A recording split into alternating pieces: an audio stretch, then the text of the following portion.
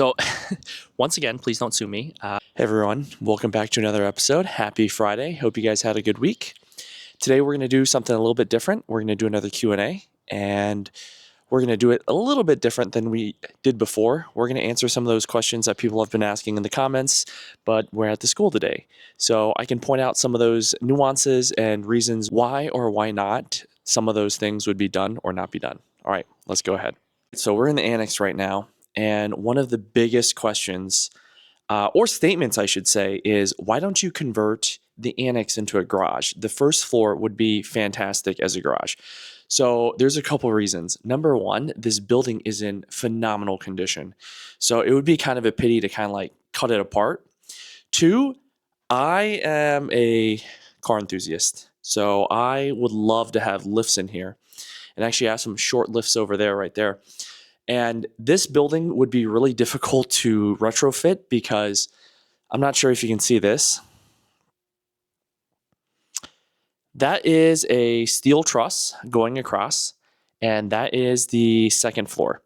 So above that is corrugated steel and probably a couple inches of concrete.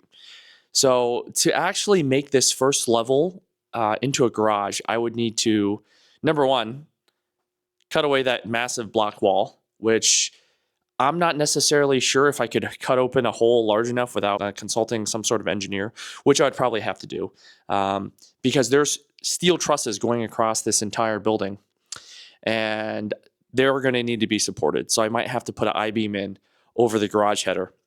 So that seems like that would probably be a lot of work and a lot of money, and especially because building a pole barn or like a steel building garage is actually pretty cheap compared to, you know, doing everything in here.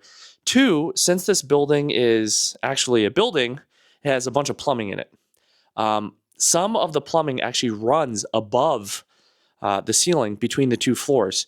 So if I cut out the ceiling, I'd have to relocate that plumbing, figure out what to do with that plumbing as well.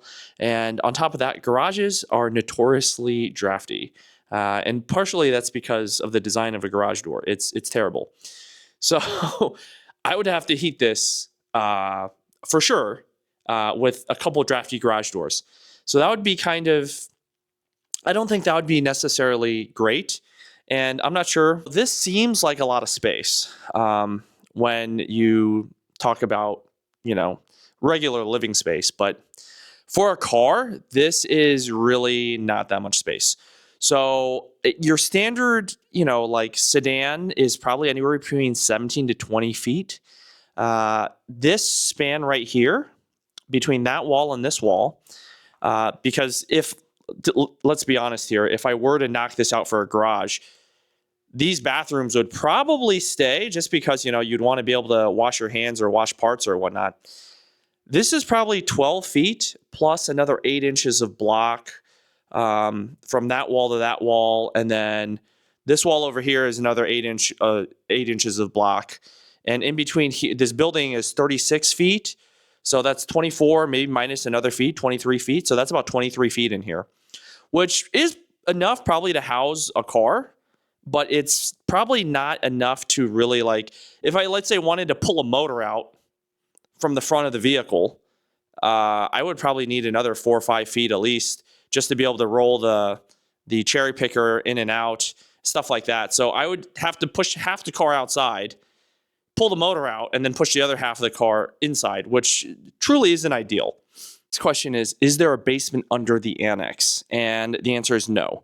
So the first floor, underneath this, there's nothing. I think they have a footer, and then it's just, there's not even a crawl space under here. So there's no way to access any of the plumbing under here. If electrical's under here, I don't have the blueprints. They've lost the plumbing blueprints for some reason. So I don't know if there's actually plumbing subgrade, but I do know there's plumbing between the two floors as well. So when I say plumbing, there is definitely plumbing under here, like the poop pipes and stuff. But I'm saying like water lines, stuff like that. I don't know if they're going underneath the annex or they're coming through the ceiling over here. And the same thing with the breezeway. There's definitely also water lines going under the breezeway. I just don't know if there's any coming through the ceiling. This is more of a statement. You might want to use the boxes by the kitchen for perennial herbs rather than paving them over. Okay, so I don't know if the commenter was talking about here or here, but these boxes are not actually planter boxes or anything. These are all basement windows. So, I mean, no one would be planting anything in here.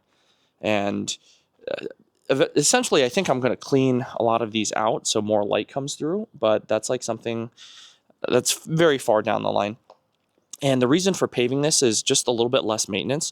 A lot of weeds grow here, and before the school put down like this fabric, you can kind of see, to try to prevent stuff from growing here, and it hasn't worked very well. This would also be a very nice walkway to go around the house. And a lot of people are going to mention drainage. Yes, I have considered drainage. We do have a downspout there, which is connected to drainage. We have another downspout over here where this PVC pipe is connected to drainage. Most likely, I'm going to put a drain in the middle here, or a channel drain going down. And that way, all the water can be drained into that downspout. Or we have a floor drain right here. So hopefully that will help. Someone mentioned they would like to see the sweet cars in the background. So, and the first floor should be an annex. We already addressed that, but okay. So I have a lot of cars, and almost all of them are rust buckets. So each one has like a pretty unique story, and I acquired them with a dream in mind and wanting to do certain things. Some of those have been completed, some of them haven't. I know this is kind of like a DIY home renovation channel, so I'm not going to talk about cars too much. Did, but haven't uploaded anything. Start a channel basically for those cars. And a lot of those cars aren't here right now. I laugh because a lot of them are at mobile, and a lot of my friends are like, oh, when is that car going to be done? When is it going to be done? And I was like, I'm getting to it, all right? I keep on buying projects. So I will probably put out an episode maybe within the next couple of months. It would be really nice to have all of them in the same place so I can kind of go through them and talk to them all. But all of them have like a very unique story. So if you're interested in that, I'm going to drop a link below, and that way you can kind of check that out. So this is actually kind of a really funny comment. So Jay's new phone says, I'm just waiting for the day you find out the former caretaker or whomever that told you nothing bad happened here lied, and it's built on top of a cemetery. And I laugh about this because I think that would be absolutely hilarious. Not because it's a cemetery, because that's supposed to be creepy, but the taxes on this place is so high that if it was a cemetery, I would be right at the tax office and I'd be like, hey, tax exempt me. I'm a cemetery, and I would sleep like a baby, to be honest. It doesn't really matter. There's so many people on this earth, 7 billion, and probably more, have died obviously than alive. So there's a high likelihood anywhere you walk or anywhere you sleep, anywhere anything was built, someone's probably died there. So I'm not really too concerned about that, but I just think that's funny. If I could get tax exempt for being a cemetery, wow, I would save so much money. I'd buy all the crap buckets, all of them. So V600 Photo asks, did children live there? And the answer is yes. So this place was actually originally a preschool, but pre-care facility. So the children that actually lived here were between the ages of 2 and 6. So I've talked to a couple former students that lived here at age 2 all the way up to 6, and then they moved to the elementary facility to do their education. So it is very interesting, and I have tried to talk to a lot of former students, and it all seems to be they're all like older. The school, you got to imagine, was built in 1955. So they have to be of some considerable age now. And I think they stopped using it as a school in 2016. And then it became a office building up to 2019 or 2021. I'm not really quite sure. I know it was abandoned about 2 to 3 years ago, but I'm not sure when the last time they were still using the building as. But I have tried to get in contact with a few of the previous students, and one of them was actually hilarious. He sent me an email, and it started out with, hi, I am, and then that was the end of the email. And then I got a second email that said, hey, I accidentally sent that last email. And then he gave me a whole story. I did reply to him, but I don't think he's checked my email. It's been like 2 months, and he hasn't said anything back. I will try to get like an interview on the books for, a former student or a former teacher just to kind of talk to them about how life was like here and what it was like. So far, everyone's that's said anything, their memories of here has been very positive. So that's good. If you're watching this and you were a former student, contact me because that'd be really awesome. And even if you're a former student and you don't want to talk and you just want to reminisce and come by and hang out, you're more than welcome to. Just feel free to drop me a DM. Thanks. John from Portland says, possible quick profit idea. Can you subdivide the backyard to the dean's house, unless you're really in love with it, and just get rid of it so you don't have to maintain that property? So let's go take a look at that. Here's that place Sean is talking about, and up there's the dean's house. And he was saying, can I just subdivide this and give it to the dean's house and essentially not have to worry about it? Well, this area is kind of like a bastard child. And this has already been subdivided. So like pretty much down the center of this is half is his, half is mine. And both of us kind of don't want this because it's maintenance and it's not really useful. So if you look at where his place is, you can see that he has another lawn. He has another lawn over there of considerable size. And he has another lawn behind him too. So he has plenty of grass.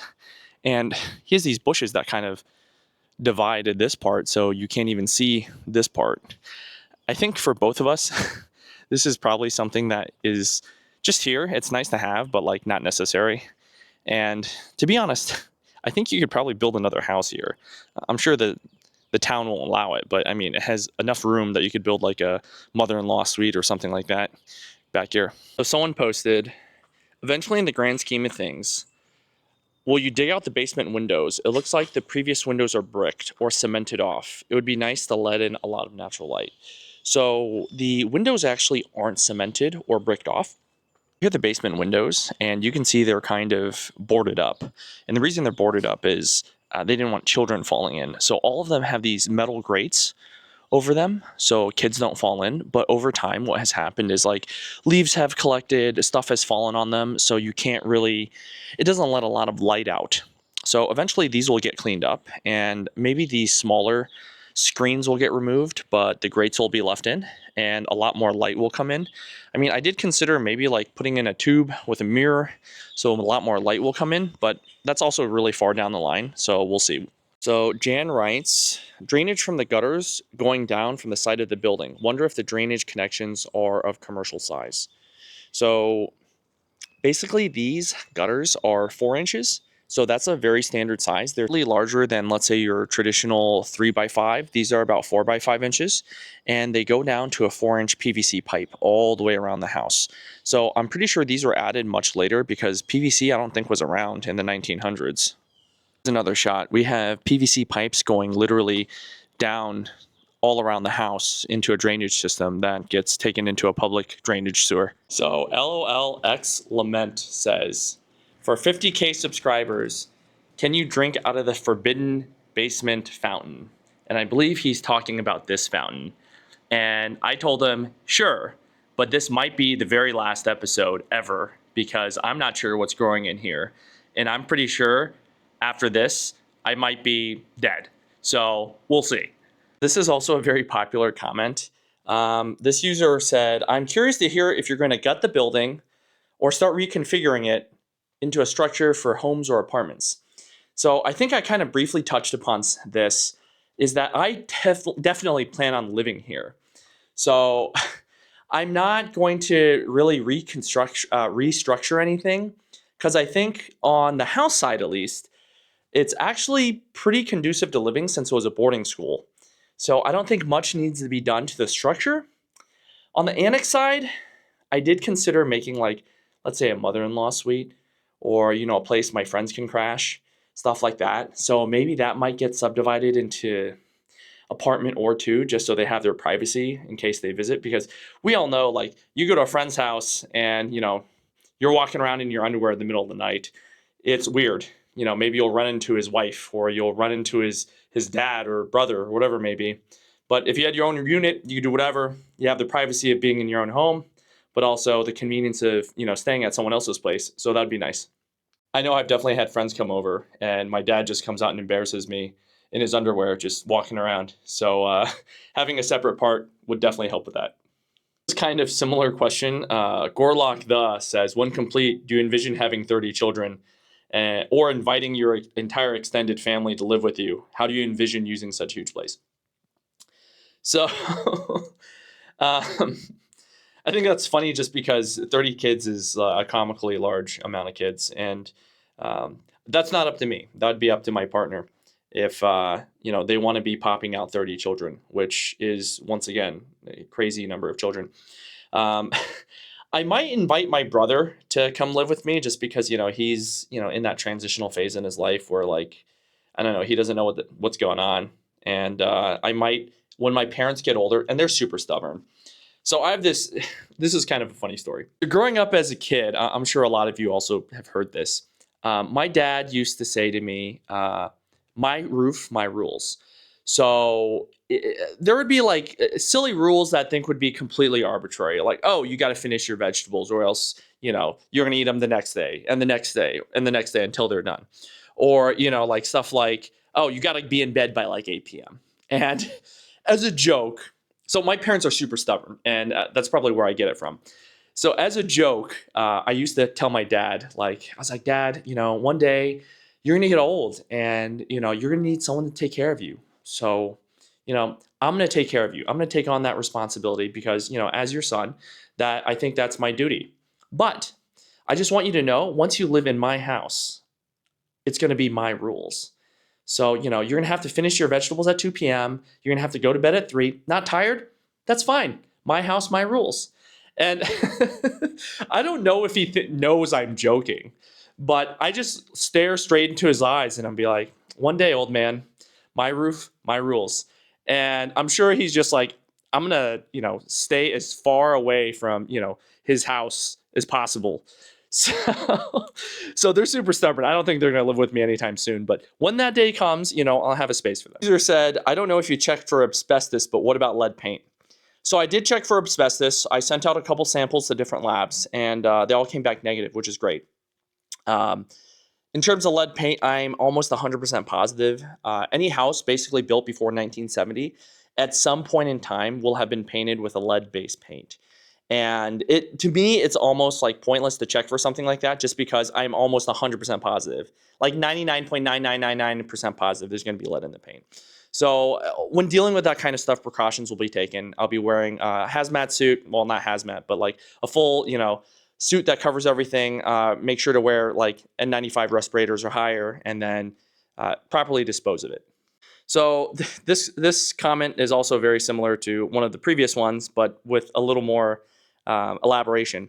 He says, Jason, are you planning on living in this residence in the future? Do you have any hobbies or interests that you can incorporate to the property to make some income?